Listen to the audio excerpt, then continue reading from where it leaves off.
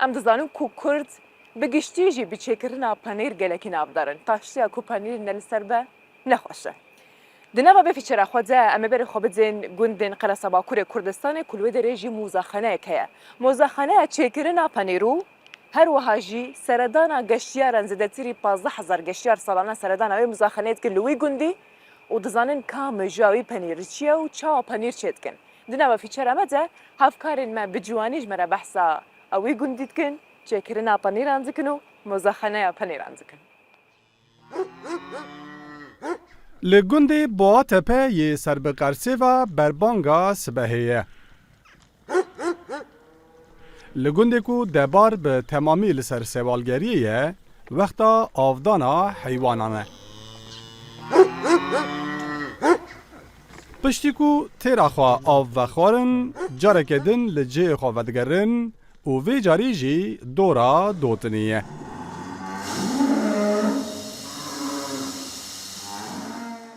کلگه مالباتا کوچولیه کو او مالبات بریا 3 سال جهیلا گرجستان و هاتنور و به پنیرگری را مجول دبن. Babamdan kalma, babamızdan kalma. Ev derce babu kalın mecmerama, de salin heşti de her kesi koç kirinu, çun leme lever berdam kir. Hilberina penir hema beja qadiya bu.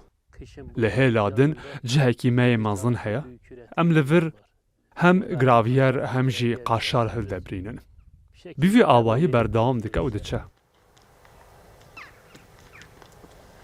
د ناوا کلگه دا یک یه زوستانی یک یه هاوینی دو تسیس مدرن ین چکرنا پنیرین جدا هنه.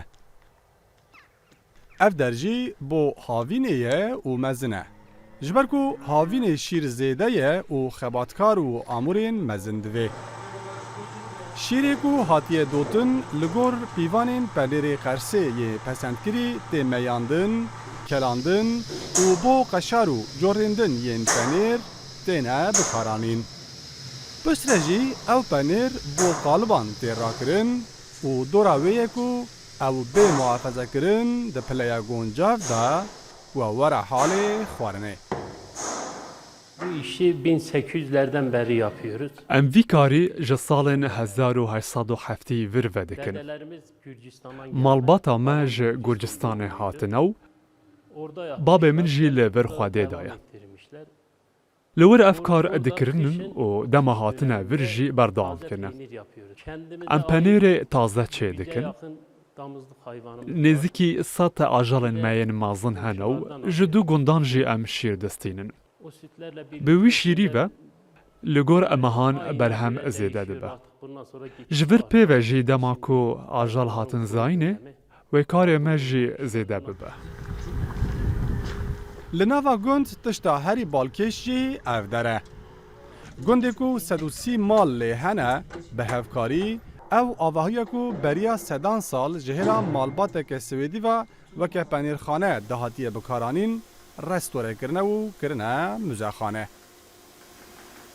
Şimdi bu içinde bulunduğumuz bina او آواهیا کونها تیدنا د سالا 1880 ده جهیلا پنیرگر سویدی داوید موزل و هاتیه آوا کرن. اف در دپو بو. اگر هون ببیجن اوه سویدی اف در جکو دیتیه و دمه جچاره روسان را پنیر برهم دانی. به تراموای هسپان جی گشتیاریت کرن. لور میوان خانه هبو. وی تویجنا خوا دهاتن لور دمان. در دورا و دریجی دشباندن دورا آلپی. لور پنیرخانه اک آوا کرد. و دمه لور ملاکان و دو خابور دجیان.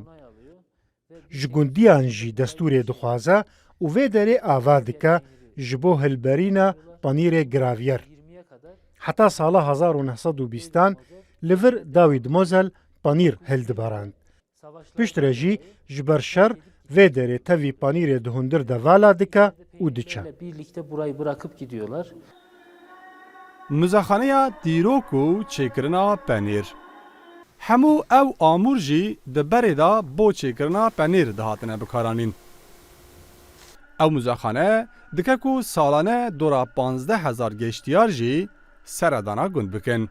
Li hêleke müzexanê دورا 630 جورên nebatên ku li nava gund têne gîhandin bi sûret cî digirin.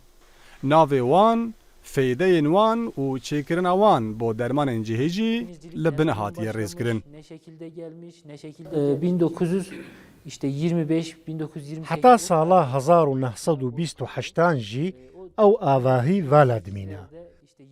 Piştî wê ji Qefqasyayê gelek malbat koç dikin û tên.